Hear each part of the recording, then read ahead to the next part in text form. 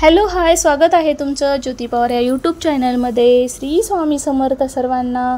तर छान सुरुवात होते ती म्हणजे माझी अशी रांगोळीने पुसून स्वच्छ अशी बाहेरची रांगोळी काढून घेते। त्यानंतर अशी छान पूजा आरती अशी करून घेते। मला एक वेगळीच पॉझिटिव्हिटी वाटते सकाळी सकाळी अशी पूजा वगैरे केली की धूप दीपांचा असा सुगंध घरामध्ये दरवळत राहतो, आपल्यालाही पॉझिटिव्ह वाटतं आणि एक वेगळीच एनर्जी भेटते। मला तर असं छान वाटतं। नंतर मी तुळशीची पूजा करून घेण्यासाठी बाहेर आले आणि असं आपली सूर्याची तुळशीची दोन्ही पूजा होतात आपल्या गॅलरीमध्ये। सकाळीच आपले सूर्यदेव बाप्पा आपल्याला दर्शन देतात। खूप असं सुंदर सकाळपासूनच दिवस इकडे सुरू झाला की इकडे सूर्यनारायण देवाची मलाही दर्शन होतं आणि अशा पद्धतीने माझी बाहेरची ही पूजा झालेली आहे। तुम्ही पाहू शकता खूप छान आणि प्रसन्न वाटतं। तर तुम्ही अशी सकाळी सकाळीच करता का पूजा? नंतर करता कोण स्वयंपाक करून करतं, तर मी तर सकाळी सकाळी अशी पूजा करून घेते। त्यानंतर आपली स्वयंपाकाची घाई चालू असते। मग मी कुकर लावायला घेतलं। नंतर कुकर डाळ भाताचं लावलं आणि साईडला एक लिंबू टाकला आणि वरती मी त्या कुकरच्या झाकण ठेवलं होतं भाताच्या वरती। त्याच्यातच मी बटाटे ठेवले वाफेने उकडून जातील म्हणून। ही आहे आरतीतली पोंगळी, ही टाकत आहे। तुम्ही पोंगळीच म्हणता का काय म्हणता तेही मला कमेंटमध्ये सांगा। तर ही का टाकत आहे, तर ही खूप अशी तेलकट चिकट झालेली आहे आणि अशी घासताना ती निघतही नाही, म्हणून म्हटलं चला मला एक अशी युक्ती सुचली की ह्याच्यामध्ये टाकून द्यावं कुकरमध्ये, म्हणजे ते कसं वाफेनं स्वच्छ निघून जाईल। त्यानंतर मी साईडला पीठ मळून ठेवलं कुकर होईपर्यंत आणि नंतर कुकर झाल्यानंतर पाहते बघा किती छान आपले बटाटे उकडून तयार आहेत। अशीच आपले युक्तीने आपण असे कामं करत राहायचं म्हणजे आपले कामंही लवकर होतात। त्यानंतर जर असं थंड झाल्यानंतर मी ही पोंगळी काढून घेत आहे। तुम्ही पाहू शकता एकदम असं इझिली हे आपलं निघून जातं। हे आतमधलं थोडंसं निघत नाही तर आपण एखाद्या काडीने वगैरे किंवा पिन असं काहीतरी सुई असं घेऊन आपण आतमधलं काढायचं। तर हे हाताने वरच्या साईडचं तर हाताने निघत आहे, ते आतमधलं आहे ते थोडं मी एक उदबत्तीची काडी घेऊन त्याच्याने मी स्वच्छ करत आहे।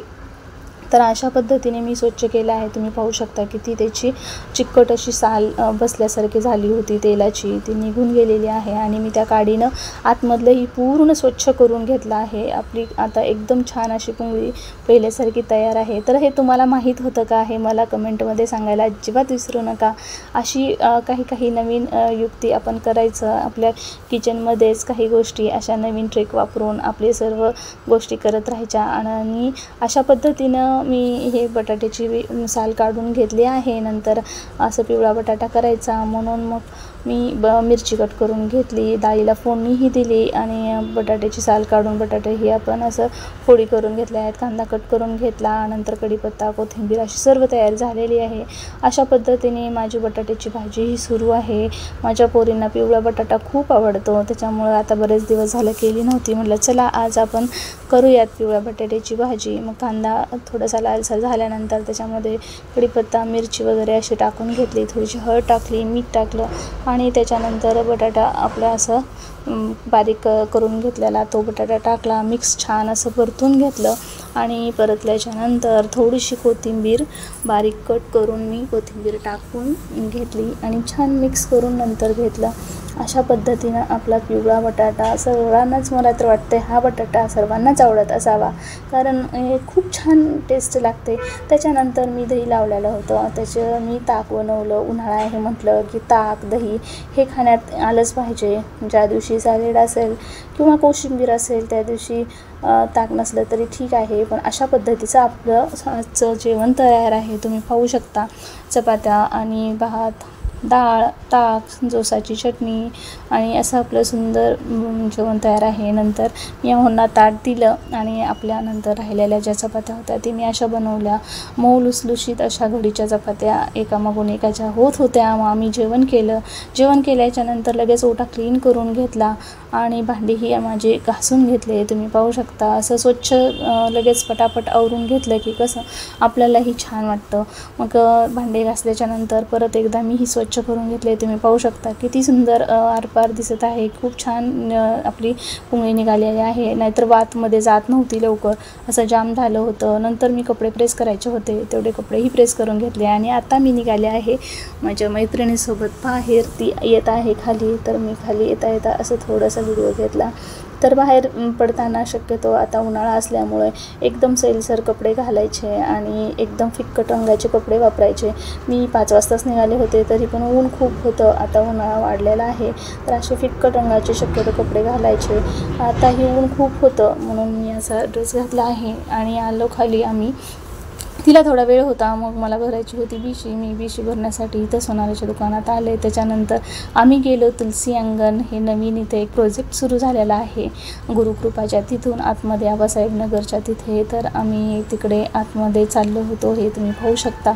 इथून आतमध्ये असं जायचं, लास्टची आहे एकदम अशी ह्या लाईनची लास्टचीच तिथे प्रोजेक्ट सुरू झालेला आहे।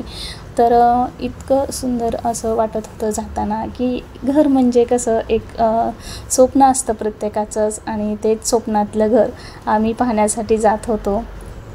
तर खूप आनंदही होत होता आणि एक्साइटमेंटही होती, कसं असेल काय नाही असं आम्हाला वाटत होतं। इकडे अजून असा शेतीसारखा इकडे स्पेस भरपूर आहे आणि कोणाची आणखीन शेती आहे इथे साईडला तुम्ही पाहू शकता, आणि इथे 2-3 प्रोजेक्टही सुरू आहेत। तर चला म्हटलं आपण हे आता इथे आहे तर पाहून घेऊ कसं आहे, म्हणून ते पाहण्यासाठी आम्ही आलो आहे। खूप सुंदर ह्यांचं इथं चालू होतं कन्स्ट्रक्शन, पण आम्हाला डेमो फ्लॅट बघायचा होता, पण इथे डेमो फ्लॅट काही त्यांनी रेडी केलेला नव्हता। 2 मजल्यांचे इथे स्लॅब पडलेले आहेत, तर आम्ही पाहण्यासाठी इथं आलो। तुम्ही पाहू शकता इथे असं एक कॉन्टॅक्ट वगैरे आहे, कोणाला पाहिजे असेल त्यांनी इथून कॉन्टॅक्ट पण घेऊ शकता। तर आम्ही पाहिलं आणि इथे बोर्ड वगैरे होते, किती बायचा कितीचा फ्लॅट आहे, 26 लाखापासून 28-30 लाखापर्यंत, 26 लाखाचा एक आहे आणि 30 लाखापर्यंत असे फ्लॅट आहेत तिथे। 2 BHK नाही आहेत, 1 BHKच आहेत। तर आम्ही पाहण्यासाठी आलो, मग तिथे थोडंसं आम्ही गप्पा वगैरे मारल्या, सर्वांशी विचारलं, चौकशी केली आणि वरती आम्हाला ते बघण्यासाठी म्हटले चला बघा। तर वरचा एरिया तुम्हाला स्लॅबचा पाहिले की लक्षात येईल। तर आम्ही वरती गेलो आणि पाहत होतो। माझ्या काही इतकं लक्षात आलं नाही, कारण आपल्याला कसं असं फ्लॅट बघायची सवय असते, असं काही एरिया आपल्या एवढं लक्षात येत नाही, तरी पण म्हटलं चला बघूयात। तर आम्ही वरती गेल्याच्यानंतर सर्व असे स्लॅब पडत असल्यामुळं हेच सर्व लाकडं असे उभा केलेले असेच दिसत होते। तर मला इतका खालचा स्पेस एवढा लक्षात आला नाही, म्हटलं चला तरी पण बघून घेऊ। मग माझी मैत्रीण आणि मी आम्ही असं बघितलं, त्यांनी माहितीही सांगितली।